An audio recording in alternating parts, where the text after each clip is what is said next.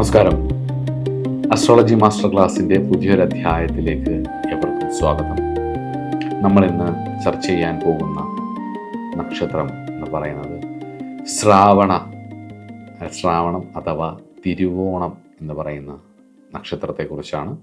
അതിവിശദമായിട്ട് നമുക്ക് ഈ നക്ഷത്രത്തിൻ്റെ സവിശേഷതകളും ദോഷഫലങ്ങളും അതുപോലെ തന്നെ നക്ഷത്രത്തിൻ്റെ കുറച്ച് നമ്മൾ അറിഞ്ഞിരിക്കേണ്ട കുറച്ച് ടെക്നിക്കൽ കാര്യങ്ങളും അതുപോലെ തന്നെ കർമ്മപരമായിട്ടുള്ള ചില പാഠങ്ങളും മനസ്സിലാക്കിയിരിക്കേണ്ട ചില പാഠങ്ങളെക്കുറിച്ചും നമുക്ക് മനസ്സിലാക്കാം.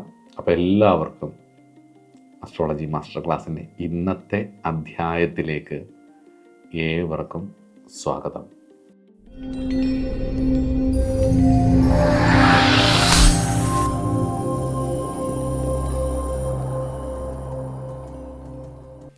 എരുക്ക് വൃക്ഷമായ തിരുവോണം നക്ഷത്രം. ഈ നക്ഷത്രത്തിൻ്റെ പ്രശ്നം ഒക്കെ ചിന്തിക്കുമ്പോൾ നമ്മൾ ചിന്തിക്കുന്ന വിഷയം, ഈ നക്ഷത്രത്തിലാണ് ആ ഗ്രഹമോ ആ ഭാവത്തിൻ്റെ സ്ഫുടമോ വീണിരിക്കുന്നെങ്കിൽ കോവിലാണ് ഈ നക്ഷത്രത്തിൻ്റെ സ്ഥാനം. അതുപോലെ തന്നെ ചെവിയാണ് ഈ നക്ഷത്രത്തിൻ്റെ അവയവം എന്ന് പറയുന്നത്. ശരദിക്കെന്ന് പറയുന്നത് വടക്കും. അതുപോലെ തന്നെ തിരുവോണം നക്ഷത്രത്തിൻ്റെ ഭോജ്യദ്രവ്യം, നക്ഷത്ര പൂജയൊക്കെ കഴിക്കുമ്പം ഭോജ്യദ്രവ്യം വറുത്ത മാവും, ദേവത എന്ന് പറയുന്നത് മഹാവിഷ്ണുവും, അതുപോലെ ഈ നക്ഷത്രത്തിൻ്റെ അധിപൻ എന്ന് പറയുന്നത് ചന്ദ്രനും ആണ്. ഈ നക്ഷത്രത്തിൻ്റെ മൃഗം എന്ന് പറയുന്നത് കരിങ്കുരങ്ങും, പക്ഷി കോഴിയും. ദേവഗണത്തിൽപ്പെടുന്ന നക്ഷത്രമായിട്ടുള്ള തിരുവോണം ഒരു പുരുഷ നക്ഷത്രമാണ്, മസ്കുലൈൻ ക്വാളിറ്റി ഉള്ള നക്ഷത്രമാണ്. അതുപോലെ തന്നെ തിരുവോണം നക്ഷത്രം എന്ന് പറയുന്നത് മധ്യമാചാരിയാണ്, ചരണത്രയാകാരവും ഊർധമുഖവും ആണ്. ഊർധമുഖ നക്ഷത്രമാണ് അത്. ഇതൊക്കെ ജ്യോതിഷം പഠിക്കുന്നവർക്ക് ഉപകാരപ്പെടും എന്നുള്ളതുകൊണ്ടാണ് പറയണേ. അതുപോലെ തന്നെ ധ്രുവ സ്ഥിരാദിയിൽ ചലചലനമായിട്ടിരിക്കുന്ന നക്ഷത്രമാണ് തിരുവോണം നക്ഷത്രം. ആക്ച്വലി ഒരു ശുഭ നക്ഷത്രമാണ്. മുഹൂർത്തങ്ങളൊക്കെ എടുക്കാൻ ഉപയോഗിക്കുമ്പോൾ ഇതൊരു ശുഭനക്ഷത്രമാണ്. അതുപോലെ തന്നെ വായു നക്ഷത്രമാണ്, പഞ്ചഭൂതങ്ങളിൽ വായുവുമായിട്ട് ബന്ധപ്പെട്ട നക്ഷത്രമാണ്. ഇതിൻ്റെ നക്ഷത്ര സംഖ്യ എന്ന് പറയുന്നത് 3. വിഷകടി എന്ന് പറയുന്നത് 10 നാഴിക മുതൽ 14 നാഴിക വരെയും, ഉഷ്ണശിഖ എന്ന് പറയുന്നത് 20 നാഴിക മുതൽ 30 നാഴികയും, അമൃതക്കടി എന്ന് പറയുന്നത് 44 നാഴിക മുതൽ 48 നാഴിക വരെയുമാണ് ഉള്ളത്. ഇത്രയൊക്കെയാണ് ഇതിൻ്റെ ടെക്നിക്കലായിട്ടുള്ള കാര്യങ്ങൾ. ശ്രവണം എന്ന വാക്കും ഒരേ ധാതുവിൽ നിന്ന് ആണ് ഉണ്ടാവുന്നത് എന്നുള്ളത് കൊണ്ടുണ്ട്, ഒരേ ധാതുവിൽ നിന്നുമാണ് ഉണ്ടാവുന്നത് എന്നുള്ളത് കൊണ്ട് തന്നെ കേൾവിയുടെ നക്ഷത്രമെന്നാണ് തിരുവോണത്തെ അറിയപ്പെടുന്നത്. മഹാവിഷ്ണുവിൻ്റെ നക്ഷത്രമായത് കൊണ്ട് തന്നെ ഇവർക്ക് ജന്മനാ ചില ദൈവീക ഗുണങ്ങൾ ഉള്ള നക്ഷത്രമാണ്, ദൈവീകമായിട്ടുള്ള ചില ക്വാളിറ്റീസ് ഉള്ള ഒരു നക്ഷത്രമാണ് തിരുവോണം. അറിവ് നേടാനും മറ്റുള്ളവർക്കത് പകർന്നു കൊടുക്കാനും ഒക്കെ കഴിവുള്ള ഒരു നക്ഷത്രമാണ് തിരുവോണം. ലീഡർഷിപ്പ് ക്വാളിറ്റിയുള്ള, നിലനിൽപ്പിന് വേണ്ടിയിട്ട്, ജീവിതത്തിൻ്റെ നിലനിൽപ്പല്ലേ ഭഗവാന്റെ സൃഷ്ടിസ്ഥിതി സംഹാരങ്ങളിൽ സ്ഥിതിയാണ്, സ്ഥിതിതത്വവുമായി ഒരുപാട് ബന്ധപ്പെട്ട് കിടക്കുന്ന ദേവതയാണ് മഹാവിഷ്ണു എന്നുള്ളതുകൊണ്ടും മഹാവിഷ്ണുവിൻ്റെ നക്ഷത്രമായിട്ടാണ് തിരുവോണം എന്ന് പറയുന്നതും, അതുപോലെ തന്നെ വാമനമൂർത്തിയുടെ നക്ഷത്രമാണ് തിരുവോണമെന്നും ഒക്കെ പല അഭിപ്രായങ്ങളുണ്ട് ഇതിനകത്ത്. അപ്പം ഇവർക്ക് ആ ഒരു അറിവിൻ്റെ ദേവതയായിട്ടോ, കേൾവി എന്ന് പറയുമ്പോൾ ജ്ഞാനത്തിൻ്റെ ദേവതയായിട്ടോ, ശ്രുതിയുടെ ദേവതയായിട്ടും ഒക്കെ മഹാവിഷ്ണുവിനെ പറയുന്നുണ്ട്. അതുപോലെ തന്നെ നിലനിൽപ്പിൻ്റെ കാര്യമായിട്ട്. അപ്പം അങ്ങനെ നിരവധി ഈശ്വരീയ ക്വാളിറ്റീസ് ഉള്ള ഒരു നക്ഷത്രമാണ് തിരുവോണം എന്നുണ്ട്. അപ്പം ഇതിൻ്റെ സവിശേഷതകളെക്കുറിച്ച് നോക്കാം. അപ്പോൾ തിരുവോണ നക്ഷത്രത്തിൻ്റെ നല്ല സവിശേഷതകൾ ആദ്യം നോക്കാം. അതിൻ്റെ പോസിറ്റീവ് ഗുണങ്ങളിൽ നിന്ന് തന്നെ തുടങ്ങാം. അധിപൻ ചന്ദ്രനാണ്, മഹാവിഷ്ണുവാണ് ദേവത. മകരം രാശിയിൽ സ്ഥിതി ചെയ്യുന്ന നക്ഷത്രമാണ് തിരുവോണം എന്നുള്ളത് അറിയാലോ. അപ്പം ഇതിൻ്റെ ഒന്നാമത്തെ പോസിറ്റീവ് ക്വാളിറ്റി എന്ന് പറയുന്നത് ജ്ഞാനം നേടാനുള്ള കഴിവാണ്, ability to listen and learn.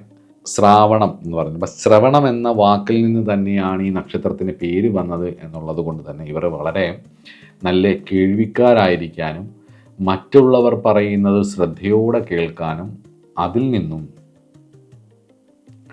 അറിവ് സമ്പാദിക്കാനും ഉള്ളൊരു പ്രത്യേക കഴിവ് ഇവർക്കുണ്ടാവും എന്നുള്ളതാണ്. പലപ്പോഴും നല്ല ലിസണിങ് കപ്പാസിറ്റി ഉള്ളവരായിരിക്കും, പ്രത്യേകിച്ച് സുഹൃത്തുക്കളുടെ ഇടയിലൊക്കെ കേൾവിക്കാരായിട്ട് മനസ്സിലെന്തായാലും നന്നായിട്ട് കേട്ടോണ്ടിരിക്കും എന്നുള്ളത് ഒരു കാര്യമാണ്. അതുപോലെ തന്നെ വീടിന് പുറത്ത്, വീട്ടിലുള്ളവരോടോ അല്ലെങ്കിൽ പുറത്തോ മറ്റുള്ളവരോട് വളരെ സൗമ്യമായി പെരുമാറാൻ കഴിയുന്ന എന്നുള്ളതാണ്. നല്ല ബിഹേവിയർ ആയിരിക്കും, നല്ല സൗമ്യമായി പെരുമാറാൻ, മറ്റുള്ളവർക്ക് ഇഷ്ടപ്പെടുന്ന രീതിയിൽ പെരുമാറാനുള്ള ഇവരുടെ ഒരു കഴിവ് അടുത്ത ക്വാളിറ്റിയാണ്. അത് പ്രത്യേകിച്ച് ചന്ദ്രൻ നല്ല ബലമുള്ള ജാതകമാണെങ്കിൽ ഇവർക്ക് ചന്ദ്രൻ്റെ സ്വാധീനം കാരണം പൊതുവിൽ ശാന്തശീലരും ദയയുള്ളവരും മാന്യമായി പെരുമാറുന്നവരും ആയിരിക്കും. പൊതുവെ സംസാരം വളരെ സൗമ്യമായിരിക്കും എന്നുള്ളതാണ്. അടുത്തത് സംരക്ഷണ മനോഭാവമാണ്. അത് മഹാവിഷ്ണുവിൻ്റെ നക്ഷത്രമായതുകൊണ്ട് ഹരിയുടെ ധർമ്മമാണ് സംരക്ഷണം എന്നുള്ളത് കൊണ്ട്, സ്ഥിതി എന്നുള്ളത് ഭഗവാന്റെ ധർമ്മമായതുകൊണ്ട് കുടുംബത്തോടും സമൂഹത്തിലും അതുപോലെ തന്നെ ഇവർ ഇടപെടുന്ന മേഖലയിൽ ഒരു സംരക്ഷണ മനോഭാവം ഇവർക്കുണ്ടായിരിക്കും എന്നുള്ളതാണ്. ഒരു പ്രായം കഴിയുമ്പോൾ, മിക്കവാറും തുടക്കം മുതലേ കാണും, എങ്കിൽ തന്നെയും ഒരു മധ്യവയസ്സൊക്കെ ആകുമ്പോഴത്തേക്ക് പാരമ്പര്യത്തെയും അതുപോലെ തന്നെ കുടുംബത്തിലെ ആചാര അനുഷ്ഠാനങ്ങളെയും ഒക്കെ ഇവർ ബഹുമാനിക്കാനും അതിനോടൊരു താല്പര്യം കാണിക്കാനും വളരെ സ്വതന്ത്രമായി ഇടപെടാനുമൊക്കെ ഇഷ്ടപ്പെടുന്നവരായിരിക്കും. അതിൻ്റെ കുടുംബത്തിൻ്റെ ഒക്കെ ഒരു നേതൃത്വം ഏറ്റെടുത്ത് ചെയ്യാനുമൊക്കെ ഉള്ളൊരു കഴിവ് ഇവർക്ക് ഉണ്ട് എന്നുള്ളതും വളരെ പോസിറ്റീവായിട്ടുള്ള ഒരു ക്വാളിറ്റിയാണ്. അടുത്തത് സംഘടനാ പാടവമാണ്. അത് ഞാൻ തിരുവോണ നക്ഷത്രക്കാരിൽ വളരെ എടുത്ത് കണ്ട പുരുഷന്മാരിൽ ചില ആൾക്കാർക്ക് ഇത് ഞാൻ വളരെ എടുത്ത് കണ്ടിട്ടുണ്ട്. ഇത് വളരെ കുറച്ചൊരു 100ഓളം ഹൊറോസ്കോപ്പിൻ്റെ മാത്രം ഒരു ഒബ്സർവേഷനാണ്. അപ്പോൾ ഇതിനകത്ത് പലർക്കും പലതില്ലായിരിക്കും, കാരണം എല്ലാം തികഞ്ഞവരാരും ഭൂമിയിലില്ല എന്നുള്ളത് കൊണ്ട് തന്നെ നമ്മൾ അതിനകത്ത് ഒരു പോസിറ്റീവ് കാര്യങ്ങൾ കൂടുതലായിട്ട് എടുത്ത് പറയുന്നു എന്നുള്ളതേ ഉള്ളൂ. അതിൽ ഞാൻ കണ്ട ഒരു നല്ല ക്വാളിറ്റി ആയിട്ട് തോന്നുന്നത് സംഘടനാ പാഠവമാണ്. ശനിയുടെ രാശി, ചൊവ്വ ഉച്ചനാവുന്ന രാശി, അത് രണ്ടും വിജയിച്ചാൽ, അത് രണ്ടും ബലമുണ്ടെങ്കിൽ, ചന്ദ്രനും കൂടെ ബലപ്പെട്ടാൽ ചിട്ടയോടെ കാര്യങ്ങൾ ചെയ്യാൻ, കഠിനാധ്വാനം ചെയ്യാൻ, തങ്ങളുടെ ലക്ഷ്യങ്ങളെ നേടിയെടുക്കാൻ വേണ്ടി നന്നായിട്ട് ശ്രമിക്കാനും ഒരു പ്രഷർ വരണം. മിക്കപ്പോഴും ഇവർക്കൊരു നല്ല പ്രഷർ വരികയാണെന്നുണ്ടെന്നുണ്ടെങ്കിൽ ആ ശനിയുടെ രാശിയുടെ ഒരു മടി അങ്ങോട്ട് മാറി ആ ചൊവ്വ ഉച്ചനാവുന്നതിൻ്റെ സ്വഭാവം ഇവർക്ക് വരും. നല്ല പ്രഷറിലൊക്കെ നിർത്തുകയാണെന്നുണ്ടെങ്കിൽ ഇവർ നന്നായിട്ട് പണിയെടുക്കും. അതുകൊണ്ട് തന്നെ ഇവർക്ക് നല്ല പ്രഷറിൽ ജോലി ചെയ്യാം എന്നുള്ളത് കൊണ്ട് തന്നെ ഇവർ മറ്റുള്ളവർക്ക് നല്ല പ്രഷർ കൊടുക്കാനുള്ള സാധ്യതയുണ്ട്. ഇവരുടെ കുടുംബത്തിലോ ചുറ്റുപാടുകളിലോ ഇവർ ആരുടെയെങ്കിലും മേലുദ്യോഗസ്ഥരായിട്ടൊക്കെ വന്നു കഴിഞ്ഞാൽ കാര്യങ്ങളൊക്കെ പറഞ്ഞു കൊടുക്കും, സൗമ്യമായിട്ട് ഇടപെടുകയും ചെയ്യും, സംരക്ഷണ മനോഭാവം ഒക്കെ ഉണ്ടാകും. പക്ഷേ ഈ പറഞ്ഞ ഇവരുടെ ഈ ഒരു സംഘടനാ പാടവം, ഈ ചിട്ടയിലും കഠിനാധ്വാനത്തിലും ഇവർ വിശ്വസിക്കുന്നതും കൊണ്ട് സ്വാഭാവികമായിട്ടും ആ ഒരു പ്രഷറിൽ നിൽക്കാനും അതിനെ ഹാൻഡിൽ ചെയ്യാനും അതുപോലെ തന്നെ മറ്റുള്ളവർക്ക് പ്രഷർ ചെയ്ത് കാര്യങ്ങൾ നടത്തിയെടുക്കാനുമുള്ളൊരു കഴിവ് ഇവർക്കുണ്ട് എന്നുള്ളതാണ്. അതുപോലെ തന്നെ ഭാഷാ പാണ്ഡിത്യം. തിരുവോണം നക്ഷത്രവുമായിട്ട് വാഗ്ദേവതയായിരിക്കുന്ന സരസ്വതിക്കൊരു പ്രാധാന്യം ചില ഗ്രന്ഥങ്ങളിൽ കാണുന്നത് കൊണ്ടും ആചാര്യന്മാർ അതിനെക്കുറിച്ച് പറയുന്നത് കൊണ്ടും ഇവർക്ക് ഭാഷ പഠിക്കാനൊരു കഴിവുണ്ടാവും. പല തരത്തിലുള്ള ഭാഷകൾ പഠിക്കാനുള്ള ഒരു കഴിവും അത് നന്നായി ഉപയോഗിക്കാനും നന്നായി പറയാനും നന്നായി സൗമ്യമായി സംസാരിക്കാനുമൊക്കെ ഉള്ളൊരു കഴിവ് ഇവർക്ക് ഉണ്ടാവുമെന്നുള്ളത് ഉറപ്പാണ്. ഇനി നമുക്ക് ഇത്രയൊക്കെയാണ് ഏറ്റവും പോസിറ്റീവായിട്ടുള്ള കാര്യങ്ങൾ ഒരുപാട് കണ്ടത്. ഇനി നമുക്ക് ബാഡ് എഫക്ട്സ് ആൻഡ് ചലഞ്ചസ് നോക്കാം. ദുഃഖം ആണ്, ദോഷഫലങ്ങളും വെല്ലുവിളികളും നമുക്ക് നോക്കാം. ഒന്നാമത്തേത് ഓവർ സെൻസിറ്റിവിറ്റി, അമിതമായിട്ടുള്ള വികാര തീവ്രത എന്ന് വേണേൽ പറയാം. ഓവർ സെൻസിറ്റിവിറ്റി, ചന്ദ്രൻ്റെ സ്വാധീനവും ചൊവ്വയും ശനിയും കൂടെ ഒരുമിച്ച് ബന്ധം വരികയും വ്യാഴം നീചനാവുന്ന രാശിയും കൂടി ആയതിനാൽ ഇമോഷണൽ ഇൻസ്റ്റെബിലിറ്റിയാണ് ഇവരുടെ മെയിൻ പ്രശ്നം. മാനസികമായിട്ട് മിക്ക ആൾക്കാരും വളരെ സെൻസിറ്റീവ് ആയിരിക്കും. മറ്റുള്ളവരുടെ വാക്ക് ഇവരെ വളരെ വേദനിപ്പിക്കുകയും ഇവരത് മറക്കത്തുമില്ല എന്നുള്ളതാണ്. അതുപോലെ തന്നെ എളുപ്പത്തിൽ മുറിവേൽപ്പിക്കുകയൊക്കെ ചെയ്യും. മറ്റുള്ളവരുടെ വാക്ക് ഇവർക്ക് എളുപ്പത്തിൽ മുറിവേൽക്കുകയും കാലക്രമേണ ഇവർ നന്നായിട്ട് തിരിച്ചു പറയുകയും ചെയ്യും. ആ രാശിയിലെ ചൊവ്വ ഉണരുമ്പം വളരെ ശക്തമായിട്ട് തിരിച്ചു പറയുകയും ചെയ്യുന്ന ഒരു രീതിയും ഇവർക്കുണ്ട്. അപ്പം ഓവർലി സെൻസിറ്റീവ് ആവുന്നത് ആണ് ഇവരുടെ മെയിൻ കുഴപ്പമായിട്ട് എനിക്ക് തോന്നിയിട്ടുള്ളത്. അതൊരു വലിയ വെല്ലുവിളിയുമാണ് അതിനെ മാനേജ് ചെയ്യുക എന്നുള്ളത്. രണ്ടാമത്തേതെന്ന് പറഞ്ഞു കഴിഞ്ഞാൽ ദുർവാശിയാണ്. മകരം രാശിയുടെ സ്വഭാവം, ചൊവ്വയുടെ സ്വാധീനം, ചന്ദ്രൻ ഇത്രയും വരുന്നത് കൊണ്ട് തന്നെ പിടിവാശി വളരെ കൂടുതലായിരിക്കും എന്നുള്ളതാണ്. ദുർവാശി, ഒരു കാര്യം പിടിച്ചാൽ അതാണ് ശരിയെന്ന് ഇവരങ്ങ് ഉറച്ച് വിശ്വസിക്കും. ഇവർക്ക് ശരിയെന്ന് തോന്നിക്കഴിഞ്ഞാൽ പിന്നെ ആരെന്ത് പറഞ്ഞാലും അത് സമ്മതിച്ച് കൊടുക്കാനുള്ള മടി ഒരു ബാഡ് എഫക്റ്റും ചലഞ്ചുമായിട്ട് എനിക്ക് ഫീൽ ചെയ്തിട്ടുണ്ട്. മൂന്നാമത്തേത്, ഇവരെപ്പോഴും കേൾവിക്കാരായതുകൊണ്ട് തന്നെ കേൾക്കാൻ ഇഷ്ടം പോലെ സാധ്യതകൾ വരുന്ന ഒരു നക്ഷത്രമായതുകൊണ്ട് തന്നെ പരദൂഷണങ്ങളിൽ വീഴാനുള്ളൊരു സാധ്യത വളരെ കൂടുതലാണ്. ഞാനെന്താ അങ്ങനെ പറയുന്നതെന്ന് ചോദിച്ചാൽ, പരദൂഷണങ്ങളിൽ വീഴാനുള്ള സാധ്യത, ഇവർ കേൾവിക്കാരാണല്ലോ. അപ്പം ചിലപ്പോൾ അനാവശ്യ കാര്യങ്ങളിൽ കേൾക്കാനും പരദൂഷണങ്ങൾ കേൾക്കാനും അതിൽ ഭാഗമാകാനുമുള്ള സാധ്യതയുണ്ട്. ഇത് ഇവരുടെ സൽപ്പേരിനെ ചിലപ്പോൾ നശിപ്പിക്കും. ഇവളോട് പറഞ്ഞാൽ, അല്ലെങ്കിൽ ഇവനോട് പറഞ്ഞാൽ ഇത് പത്തിടത്തറിയും, അല്ലെങ്കിൽ ഇവർ ഇതൊക്കെ ഗോസിപ്സിനെ സപ്പോർട്ട് ചെയ്യുന്ന ആൾക്കാരാണ്, അല്ലെങ്കിൽ ഗോസിപ്പ് കേൾക്കാൻ ഇഷ്ടപ്പെടുന്നതാണ്, അല്ലെങ്കിൽ ഗോസിപ്പ് കേൾക്കുന്ന ആൾക്കാരാണെന്നുള്ളൊരു ആ ഒരു റേഞ്ചിലേക്ക് ചിലപ്പം തരം താഴ്ന്നു പോകാനുള്ളൊരു സാധ്യതയുണ്ട്. അടുത്തത് ആണ് റിലേഷൻഷിപ്പിൽ ഓവർ പൊസസീവ്നെസ്സും ഓവർ എക്സ്പെക്റ്റേഷനും കാരണം. പൊസസീവ്നെസ് ഉണ്ടാവും റിലേഷൻഷിപ്പിൽ, സ്വാഭാവികമാണ്. അതുപോലെ തന്നെ എക്സ്പെക്റ്റേഷനും ഉണ്ടാവും. റിലേഷൻഷിപ്പല്ല, ഇത് സ്വാഭാവികമായിട്ട് ഉണ്ടാവേണ്ടതാണ്. റിലേഷൻഷിപ്പ് എന്ന് പറഞ്ഞാൽ അതാണല്ലോ. അപ്പം പ്രണയമല്ല വിവാഹം. പക്ഷേ ഇവർക്കിത് കുറച്ച് ഓവർ എക്സ്പെക്റ്റേഷൻ വരാം, അല്ലെങ്കിൽ പൊസസീവ്നെസ് കൂടിയിട്ട് ബന്ധങ്ങൾ തകരാനോ, അല്ലെങ്കിൽ ഇവർ എളുപ്പത്തിൽ വഞ്ചിതരാകുന്നത് നിമിത്തം പരാജയപ്പെടുന്നതും കണ്ടിട്ടുണ്ട്.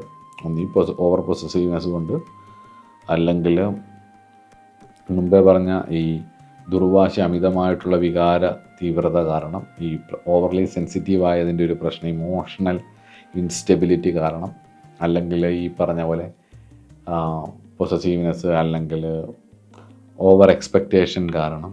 അപ്പോൾ എളുപ്പത്തിൽ വഞ്ചിതരാകാനുമൊക്കെ ഉള്ളൊരു സാധ്യതയെ കാരണമൊക്കെ റിലേഷൻഷിപ്പ് പൊട്ടിപ്പൊളിഞ്ഞു പോകുന്നത് കണ്ടിട്ടുണ്ട്.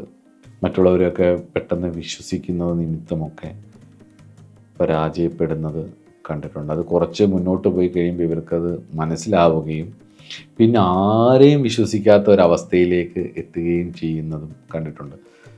നിരന്തരമായിട്ട് ജീവിതത്തിലുണ്ടാവുന്ന തിരിച്ചടികൾ, ഉള്ളിലുണ്ടാക്കുന്ന മരവിപ്പ്, പിന്നീട് ആരെയും വിശ്വസിക്കാൻ നന്നായി കേൾക്കുന്ന, ശ്രവണത്തിന് ഇത്രത്തോളം പ്രാധാന്യം കൊടുക്കുന്ന ശ്രാവണ നക്ഷത്രക്കാർ, തിരുവോണ നക്ഷത്രക്കാർ പിന്നെ ആരെയും കേൾക്കാൻ നിൽക്കുകയോ ആരെയും കേൾക്കേണ്ട ആവശ്യമില്ല എന്നുള്ള തോന്നുന്ന അവസ്ഥയിലേക്കൊക്കെ എത്തുന്നതായിട്ട് കണ്ടിട്ടുണ്ട്.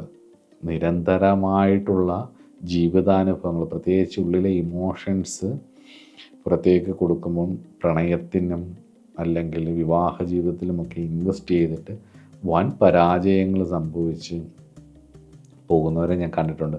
അപ്പം അങ്ങനെ അല്ലാത്തൊരു ഭാഗ്യം, ഞാൻ ആയവരുടെ കാര്യം പറയണേ. അപ്പം അത് അങ്ങനെ ഉണ്ടായിട്ടുണ്ടെങ്കിൽ ക്ഷമിക്കണ്ട, മഹാവിഷ്ണുവിൻ്റെ നക്ഷത്രമല്ലേ, ഭഗവാനെ നന്നായിട്ട് പ്രാർത്ഥിച്ച് മുന്നോട്ട് പോവാൻ നോക്കുക എന്നുള്ളതാണ്. അത് കാരണം എന്താണെന്ന് വെച്ച് കഴിഞ്ഞാൽ, ഒറ്റപ്പെടലിൻ്റെ ഒരു പോയിൻ്റ് ഉണ്ടല്ലോ, അതിലേക്ക് എപ്പോഴെങ്കിലും ഈ നക്ഷത്രം എത്തും. അത് ശ്രാവണ നക്ഷത്രത്തിൻ്റെ ഒരു പ്രത്യേകതയാണ്. അതായത് ചിലപ്പോൾ ഇവർക്ക് തങ്ങളെ ആരും മനസ്സിലാക്കുന്നില്ല, അല്ലെങ്കിൽ ജീവിതത്തിൻ്റെ അടുത്ത സ്റ്റെപ്പിന് എന്തെടുക്കണം, ഞാൻ ടോട്ടലി അങ്ങ് ഫെയില്യൂറായി പോയോ എന്നൊക്കെയുള്ളൊരു തോന്നലുണ്ടായിട്ട് എന്താ ചെയ്യണ്ടേ എന്ന് അറിയാത്ത രീതിയിലുള്ള ഒരു പരാജയത്തിലേക്ക് എത്തുന്ന ഒരു പോയിൻ്റ് ഇവർക്ക് വരും.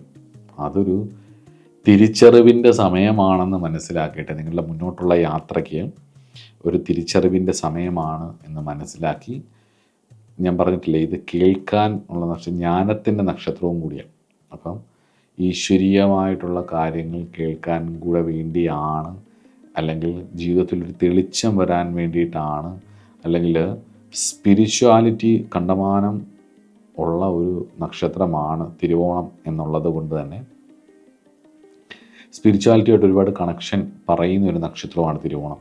അപ്പോൾ അതുകൊണ്ട് തന്നെ ആ ഭൗതിക ജീവിതത്തിൽ നിന്നും കുറച്ചൊക്കെ സ്പിരിച്വാലിറ്റിയിൽ സ്പിരിച്വൽ ലൈനിലേക്കുള്ളൊരു ട്രാൻസ്ഫോർമേഷന് വേണ്ടിയിട്ടാണ് ആ പണികളൊക്കെ കിട്ടിയത് എന്നങ്ങോട്ട് മനസ്സിലാക്കിയിട്ട് ഒന്ന് കരഞ്ഞ് മോൻ കഴുകി മുന്നോട്ട് ചലിക്കുക. ബാക്കിയൊക്കെ കഴിഞ്ഞു, അതിൻ്റെ വഴിക്ക് ഇട്ട് കളഞ്ഞ് മുന്നോട്ട് നീങ്ങാൻ നോക്കുക എന്നുള്ളതാണ് തിരുവോണ നക്ഷത്രക്കാർ ചെയ്യേണ്ടത്. അപ്പം എളുപ്പത്തിൽ വഞ്ചിതരാകാനുള്ള സാധ്യതകളിൽ നിന്ന് മാറുക, ശ്രദ്ധിക്കുക എല്ലാവരെയും, ഒറ്റപ്പെടൽ അതിൽ നിന്ന് കരകയറുക, പരദൂഷണത്തിൽ വീഴാനുള്ള സാധ്യതകളിൽ നിന്ന് രക്ഷപ്പെടുക, ദുർവാശിയും ഓവർ പൊസസീവ് ആവുന്നതും ഒക്കെ ഒന്ന് നിർത്തി ഓവർ എക്സ്പെക്റ്റേഷനും ഒക്കെ ഒന്ന് മാറ്റിവെച്ച് അമിതമായിട്ടുള്ള ഓവർലി സെൻസിറ്റീവ് ആയിരിക്കുന്ന കാര്യങ്ങളിൽ നിന്നൊക്കെ ഒന്ന് മാറി ചിന്തിച്ച് മുന്നോട്ട് പോകാൻ നോക്കാം കേട്ടോ. അപ്പം നമുക്കിനി കർമ്മപരമായിട്ടുള്ള പാഠം നോക്കാം. കാർമിക് ലെസൺസ് എന്തൊക്കെയാണെന്ന് നമുക്കിനി നോക്കാം. തിരുവോണം നക്ഷത്രത്തിൻ്റെ കർമ്മപരമായിട്ടുള്ള പ്രതീകങ്ങൾ, ഈ നക്ഷത്രത്തിൻ്റെ സിമ്പൽ എന്ന് പറയുന്നത് ഇയറാണ്, ചെവിയാണ്. അതുപോലെ തന്നെ വിഷ്ണുവിൻ്റെ വാമനാവതാരവുമായിട്ട് തിരുവോണം നക്ഷത്രത്തിന് ബന്ധമുള്ളത് കൊണ്ട് തന്നെ 3 ഫുട് പ്രിൻറ്റ്സ്, 3 പാദങ്ങൾ, 3 കാൽപ്പാടുകളും കൂടിയാണ് തിരുവോണ നക്ഷത്രത്തിൻ്റെ ചിഹ്നം എന്നുള്ളത് കൊണ്ട് ഇത് ജ്ഞാനത്തിൻ്റെയും വിസ്ഡത്തിൻ്റെയും സൂചനയായിട്ട് പറയുന്നുണ്ട്. ലിസണിങ് ഫോർ വിസ്ഡം എന്നാണ് പറയുന്നത്. ഇവരുടെ കേൾവി എന്ന് പറഞ്ഞാൽ വെറും കേൾവി എന്നുള്ളതല്ല, സത്യത്തെ കേൾക്കുക, എന്ത് കേട്ടാലും അതിനുള്ളിലെ സത്യത്തെ തിരിച്ചറിയാൻ ശ്രമിക്കുക എന്നുള്ളതാണ്. സത്യം ശ്രവിക്കുക. ഈ ജീവിതത്തിൽ ഇവർ കേൾക്കുന്നതിൽ നിന്ന് സത്യത്തെ തിരിച്ചറിയാൻ വേണ്ടിയിട്ട് വിധിക്കപ്പെട്ടവരാണ്. അപ്പം എല്ലാവരും എല്ലാം പറയുന്നത് സത്യമല്ല, വളച്ചൊടിച്ചൊക്കെ പറയും. പക്ഷെ അതിനുള്ളിൽ ഒരു എന്ത് വാക്കിലൂടെ പറഞ്ഞാലും അതിനുള്ളിൽ അതിൻ്റെ മോട്ടീവ് എന്താണെന്ന് ആ പറയുന്ന വാക്ക് കേൾക്കുമ്പോഴുള്ള എനർജിയിൽ നിന്ന് ഇവർക്ക് തിരിച്ചറിയാൻ പറ്റും എന്നുള്ളതാണ്. അപ്പം വെറും വിവരങ്ങളല്ല, ഇൻഫർമേഷൻസ് അല്ല, മറിച്ച് എന്തിൻ്റെയും യഥാർത്ഥ ജ്ഞാനം തിരിച്ചറിയാനുള്ളൊരു നിയോഗം ഇവർ നേടേണ്ടത് എന്നുള്ളതാണ് ഈ ജന്മത്തിൻ്റെ പ്രധാനമായിട്ടുള്ള ഒരു കാർമിക് ലെസൺ. അനാവശ്യമായ വാക്കുകളിൽ നിന്നും അനാവശ്യമായ കൂട്ടുകളിൽ ഈ അഡിക്ഷനിലൊക്കെ പോയി പെടുവരും. ഇമോഷണൽ സ്റ്റെബിലിറ്റിക്ക് വേണ്ടിയിട്ട് മനസ്സിനെ ഒന്ന് സ്വസ്ഥമാക്കാൻ വേണ്ടി ഡിപ്പെൻഡ് ചെയ്യാൻ വേണ്ടി പലപ്പോഴും ഇവർ എപ്പോഴും ആ ഒരു ഇൻസെക്യൂരിറ്റിയെ ഓവർകം ചെയ്യാൻ വേണ്ടിയിട്ടാണ്, മനസ്സിൻ്റെ ഇൻസെക്യൂരിറ്റി ഓവർകം ചെയ്യാൻ വേണ്ടിയിട്ട് പലപ്പോഴും എന്തെങ്കിലുമൊക്കെ സബ്സ്റ്റൻസിലോ വ്യക്തികളിലോ ഏതെങ്കിലുമൊക്കെ സൗഹൃദങ്ങളിലോ ഒക്കെ ഇവർ പെടും. ഇവർക്ക് ഈ ഒറ്റപ്പെടൽ ഭയങ്കര പേടിയാണ്. അപ്പോൾ ആ ഒരു ഭയത്തിനെ ഓവർകം ചെയ്യാൻ വേണ്ടിയിട്ട് ഒരു കാര്യവുമില്ലാത്ത വള്ളിക്കേസുകളിൽ പോയി പെടും. അപ്പോൾ അതുകൊണ്ട് അനാവശ്യ വാക്കുകളിൽ നിന്നും അനാവശ്യമായ പരദൂഷണങ്ങളിൽ നിന്നും അനാവശ്യമായ കൂട്ടുകളിൽ നിന്നും അനാവശ്യമായ സബ്സ്റ്റൻസ് യൂസേജുകളിൽ നിന്നും ആൽക്കഹോൾ അല്ലെങ്കിൽ മറ്റ് സിന്തറ്റിക്സോ എന്തോ ആവട്ടെ അതിൽ നിന്നുമൊക്കെ മാറി, അതല്ലെങ്കിൽ നിങ്ങളത് ചെയ്തു പോകുമ്പോൾ കുറേ കഴിയുമ്പോൾ ഒരു വല്ലാത്ത നഷ്ടബോധം ഉണ്ടാകും. ജീവിതത്തിലെല്ലാം കഴിഞ്ഞു, ഒറ്റപ്പെട്ടു എന്നുള്ളൊരു തോന്നൽ വരും ഒരു സമയത്തുമ്പോൾ.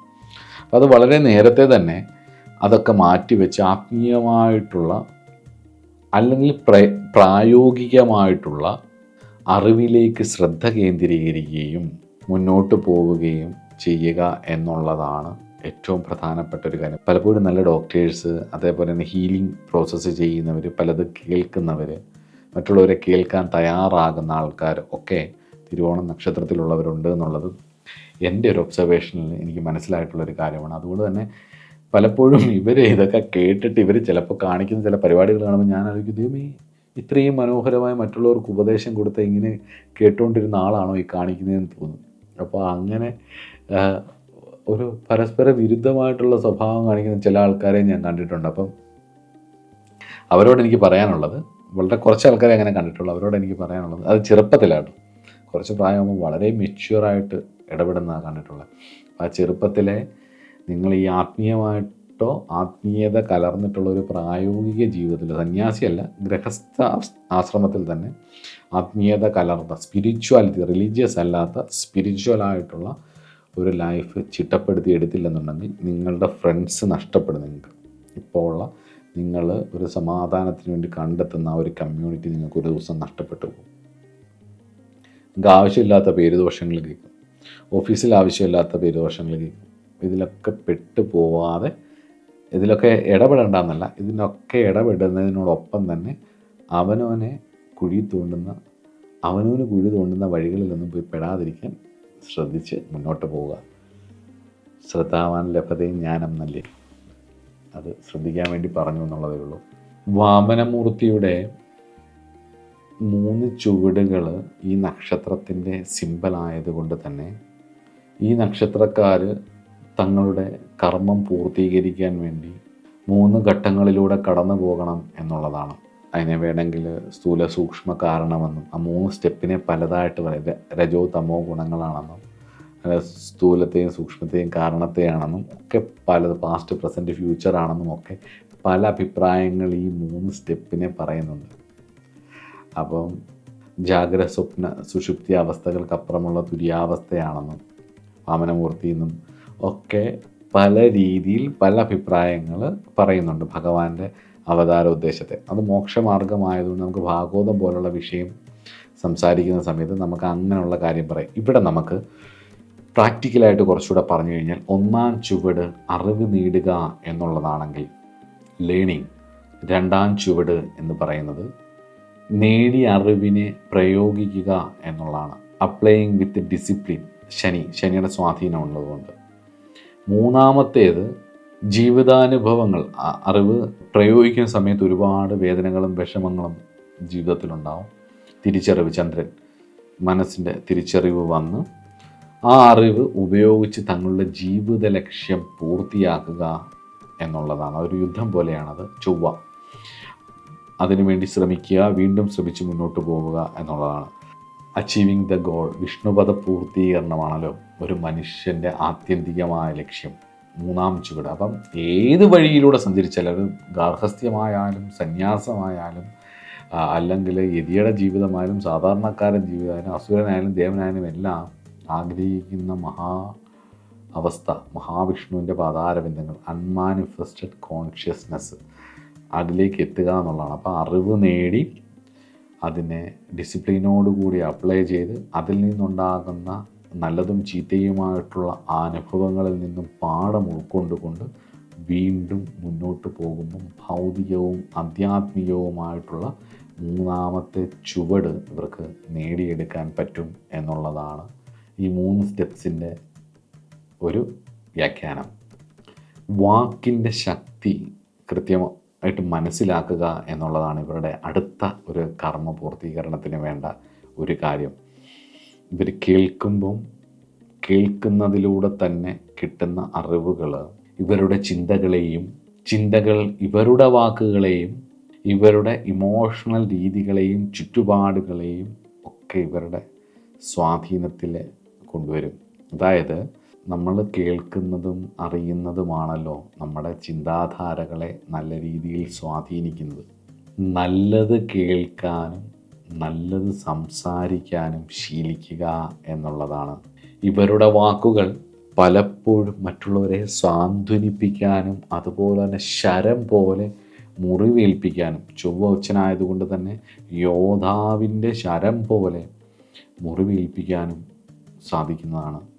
അതുകൊണ്ട് തന്നെ മറ്റുള്ളവരെ സാന്ത്വനിപ്പിക്കാനും മാതൃത്വത്തിൻ്റെ നക്ഷത്രമായിട്ടുള്ള, മാതൃത്വത്തിൻ്റെ കാരകത്വമുള്ള നക്ഷത്രമായിട്ടുള്ള ചന്ദ്രൻ്റെയും അതുപോലെ തന്നെ ചൊവ്വയുടെയും ബന്ധം വരുന്നതുകൊണ്ട് തന്നെ തങ്ങളുടെ വാക്ക് മറ്റുള്ളവരെ സാന്ത്വനിപ്പിക്കാനും ധർമ്മം നിലനിർത്താനും വേണ്ടി ഉപയോഗിക്കുക എന്നുള്ളതാണ്. അത് തങ്ങളുടെ സ്വന്തം ജീവിതത്തിൽ, വ്യക്തി ജീവിതത്തിൽ, കുടുംബജീവിതത്തിൽ, ജോലി ചെയ്യുന്ന സ്ഥലങ്ങളിൽ, സൗഹൃദങ്ങൾക്കിടയിൽ എല്ലാം വാക്കുകൊണ്ട്, അത് ഉള്ളിൽ തട്ടി വരുന്നത് വാക്കുകൊണ്ട് തന്നെ ഒരു പവർ ഓഫ് സ്പീച്ച് അത് തിരിച്ചറിഞ്ഞിട്ട് ഒരു വ്യക്തിത്വം രൂപപ്പെടുത്തിയെടുക്കുക എന്നുള്ളത് തന്നെയാണ്. അപ്പം ഇത്രയൊക്കെയാണ് എനിക്ക് പറയാനുള്ളത്. ഇനിയും തിരുവോണം നക്ഷത്രത്തിൻ്റെ രോഗങ്ങൾ, ഈ തിരുവോണ നക്ഷത്രക്കാർക്ക് വരുന്ന രോഗമല്ല ഇത് കേട്ടോ. അത് ചില വീഡിയോസിൽ ആൾക്കാർ അത് തെറ്റിദ്ധരിച്ച് പറയുന്നുണ്ട്. നമ്മൾ 6th ഹൗസിനെ കുറിച്ച് പറഞ്ഞുകൊണ്ടിരുന്ന സമയത്താണ് ഈ നക്ഷത്രങ്ങളുടെ ഒരു സ്വാധീനം പറഞ്ഞത്. എല്ലാ ഭാവവുമായി ബന്ധപ്പെട്ടിട്ട് ആ ഭാവാധിപൻ ഈ ഓരോ നക്ഷത്രങ്ങളിൽ നിന്നാലുള്ള ഫലം വേണമെങ്കിൽ നമുക്ക് ചെയ്യാം. അങ്ങനെ അത്ര വിശദമായിട്ട് ചെയ്യാൻ പറ്റുന്ന ഒരു കാര്യമാണ് ഇതിൻ്റെ ഒരു അത്രയും ഉണ്ട്. പക്ഷെ ഞാൻ 6th ഹൗസ് എടുത്ത് പറയാൻ കാരണം വന്നപ്പോൾ ഇത് പറയാൻ കാരണം 6ാം ഭാവം രോഗം, ശത്രു, കടം, ഈ 3 വിഷയങ്ങളാണ് ഒരാളുടെ ഡെയിലി റൊട്ടീൻ.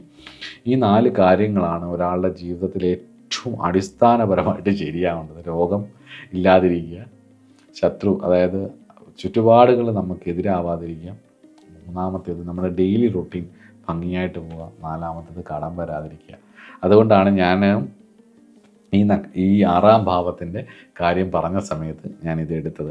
ഇനി നമുക്ക് തിരുവോണം നക്ഷത്രത്തിന് വരാൻ സാധ്യതയുള്ള, അല്ലെങ്കിൽ ലഗ്നാധിപൻ തിരുവോണം നക്ഷത്രത്തിൽ നിൽക്കുക, ചന്ദ്രൻ തിരുവോണം നക്ഷത്രത്തിൽ നിൽക്കുക, അതിനേക്കാളുപരി കുജനും ശനിയും തിരുവോണം നക്ഷത്രത്തിൽ നിൽക്കുക, 6ാം ഭാവത്തിൻ്റെ സ്ഫുടം തിരുവോണം നക്ഷത്രത്തിൽ വീഴുക ഒക്കെ വന്നാൽ വരാൻ സാധ്യതയുള്ള രോഗങ്ങളെക്കുറിച്ച് നമുക്ക് നോക്കാം. ഒന്നാമത്തത് കണ്ണ് രോഗം. കണ്ണിന് രോഗങ്ങൾ, കാൽമുട്ടുകളിലെ രോഗങ്ങൾ, മുട്ട് മാറ്റിവെക്കുക, മുട്ടിനുള്ള പ്രശ്നങ്ങൾ, ലിംബ് ഗ്രന്ഥികൾക്കുണ്ടാവുന്ന വിഷയങ്ങൾ, മൂത്രകൃച്ഛം, മൂത്രത്തിൽ കല്ല് പോലുള്ള വിഷയങ്ങൾ, അതുപോലെ തന്നെ ഗ്രഹിണി പോലുള്ള രോഗങ്ങൾ, അതുപോലെ തന്നെ കാലൊക്കെ വികർത്ത് വന്നിട്ടുള്ള, പണ്ട് കാലങ്ങളിൽ മന്തുരോഗം എന്നൊക്കെ പറയും. ഇപ്പം മന്തിനൊക്കെ വാക്സിനുണ്ട്. അതല്ലാതെ ഈ നമ്മുടെ ഈ വെരിക്കോസ് വെയിനൊക്കെ ഇഞ്ചക്ഷൻ ചെയ്തും സർജറി ചെയ്തും ഇൻഫെക്ഷനൊക്കെ ആയിട്ടുള്ള രോഗങ്ങളുണ്ടല്ലോ. കാലിനൊക്കെ അതിഭീകരമായ, നടക്കാൻ വയ്യാത്ത രീതിയിൽ ഒക്കെ വീർത്ത് വരുന്ന രോഗങ്ങൾ, ഗ്രഹിണി, ത്വക്ക് രോഗങ്ങൾ, കുഷ്ഠം, പൊള്ളൽ നിമിത്തമുള്ള രോഗങ്ങൾ, വാതരോഗങ്ങൾ, ക്ഷയരോഗം, കഫരോഗം, ദഹനക്കുറവ്, പിതൃബാധാദി രോഗങ്ങൾ, പിതൃക്കളിലും ബാധകളും കൊണ്ടുണ്ടാകുന്ന രോഗങ്ങൾ. അതുകൊണ്ട് തന്നെ തിരുവോണ നക്ഷത്രത്തിൽ പിതൃപ്രീതി, തിരുവോണ നക്ഷത്രക്കാർ പൊതുവെ പിതൃപ്രീതി വരുത്തുന്നതും വളരെ നല്ലതാണ് കേട്ടോ. അതുപോലെ തന്നെ പിശാചബാധകൾ, അതേപോലെ തന്നെ ഉന്മാദം തുടങ്ങിയിട്ടുള്ള മനോരോഗങ്ങൾ, പ്രത്യേകിച്ച് വിവാഹം, ദാമ്പത്യ ജീവിതം കഴിഞ്ഞ് പരാജയമൊക്കെ പെടുന്ന സമയത്ത് ചിലപ്പം മാനസികമായിട്ടുള്ള സംഘർഷങ്ങൾ നിമിത്തമുണ്ടാവുന്ന രോഗങ്ങൾ, പ്രണയത്തിൽ വീഴ്ചകൾ വന്നിട്ടുണ്ടാവുന്ന അതിഭീകരമായിട്ടുള്ള മാനസിക സംഘർഷങ്ങളും ആത്മഹത്യാ പ്രവണത തുടങ്ങിയിട്ടുള്ള കാര്യങ്ങളൊക്കെ വരുന്നത് കണ്ടിട്ടുണ്ട്. എല്ലാവരിലും ചിലവരിൽ കണ്ടിട്ടുണ്ട്. എന്നോടത് പറഞ്ഞിട്ടുണ്ട്. ഞാനപ്പോൾ അത് നോട്ട് ചെയ്ത് വെച്ചിട്ടുണ്ടായിരുന്നു. അപ്പോൾ അത് ശ്രദ്ധിക്കുക. ഈ പലപ്പോഴും ഈ പറയുന്ന 90% കാര്യങ്ങളും എൻ്റെ കൺസൾട്ടേഷനിലും, അതുപോലെ തന്നെ എന്നെ കാണുന്നവരുടെ അവർ പറയുന്ന കാര്യങ്ങളും അവരുടെ അനുഭവങ്ങളും ആ നക്ഷത്രവും ആ ജാതകവും വെച്ചിട്ടുള്ള എൻ്റെ ഒരു പഠനത്തിൻ്റെ ഭാഗമാണ്. പിന്നെ പൂർവ്വ ആചാര്യന്മാർ നമുക്ക് തന്നിട്ടുള്ള അറിവുകളും കൂടെ ചേർത്ത് വെച്ചിട്ട് എൻ്റെ ഒരു പഠനമനനാദികളുടെ റിസൾട്ടും ഒബ്സർവേഷനും, അതോടൊപ്പം തന്നെ പൂർവികമായിട്ട് ഈശ്വരന്മാർ, ഗുരുപരമ്പരകളും നമുക്ക് അനുഗ്രഹിച്ചു തന്ന ഈ മഹാശാസ്ത്രത്തിൻ്റെ കുറച്ച് ഭാഗങ്ങൾ, ഒന്നും എത്രയോ ജന്മം എടുത്താലേ പഠിച്ചു തീരത്തുള്ളൂ. ഞാനിതുവരെ പഠിച്ചിട്ടുള്ള എൻ്റെ അറിവിൻ്റെ പരിധിക്കുള്ളിൽ നിന്നാണ് ഇത് പറയുന്നത്. അതുകൊണ്ട് നിങ്ങൾക്ക് റിലേറ്റ് ചെയ്യുന്നുണ്ടെന്നുണ്ടെങ്കിൽ ആ പറഞ്ഞ കാര്യങ്ങളൊക്കെ ശരിയാക്കി മുന്നോട്ട് പോവുക. ശരിയായ കാര്യങ്ങൾ പറഞ്ഞത് അതേപോലെ തോന്നുന്നുണ്ടെങ്കിൽ അതിലൊരു ആത്മസംതൃപ്തി വരുത്തി അത് പോസിറ്റീവായിട്ടെടുത്ത് മുന്നോട്ട് പോകാൻ നോക്കുക. ഇനി നമുക്ക് ക്ഷേത്രങ്ങൾ നോക്കാം. തിരുവോണം നക്ഷത്രക്കാർ ഉറപ്പായിട്ടും പോവേണ്ട ക്ഷേത്രം ഏതാണെന്ന് നോക്കാം. തിരുവോണം നക്ഷത്രക്കാരുടെ പ്രധാന ക്ഷേത്രമായിട്ട് പറയുന്നത് 108 തിരുപ്പതികളിൽ, അല്ലെങ്കിൽ ദിവ്യദേശങ്ങളിൽ ഏറ്റവും പ്രധാന ദിവ്യദേശങ്ങളിൽ ഒന്നായിട്ടുള്ള തിരുപ്പതി ബാലാജി ക്ഷേത്രം.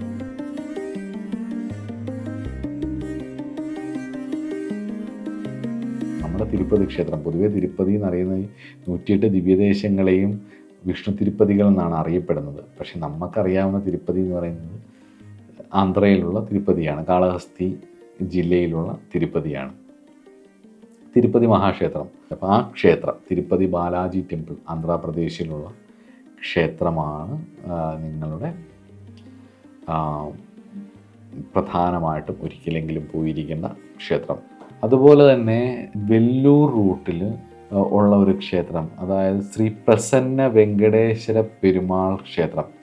ഞാൻ പോയിട്ടില്ല അവിടെ, ചെന്നൈ വെല്ലൂർ റൂട്ടിൽ എവിടെയോ ആണത്. നിങ്ങൾക്ക് നെറ്റിലടിച്ച് നോക്കിയാൽ കിട്ടും. ശ്രീ പ്രസന്ന വെങ്കടേശ പെരുമാൾ ക്ഷേത്രം വിഷ്ണു ക്ഷേത്രമാണ്. അതാണ് തിരുവോണം നക്ഷത്രത്തിൻ്റെ ബെർത്ത് സ്റ്റാർ ടെമ്പിൾ എന്ന് പറയുന്നത്. അപ്പോൾ ഇത്രയൊക്കെയാണ് എനിക്ക് പറയാനുള്ളത്. അപ്പോൾ തിരുവോണം നക്ഷത്രത്തിൻ്റെ അധിപനായിരിക്കുന്ന ചന്ദ്രൻ, മഹാവിഷ്ണു എന്നിവരെയും പ്രാർത്ഥിച്ച് മുന്നോട്ട് പോവുക. മനസ്സിന് സമാധാനവും ഐശ്വര്യവും ശാന്തിയും ഭഗവാൻ തരട്ടെ.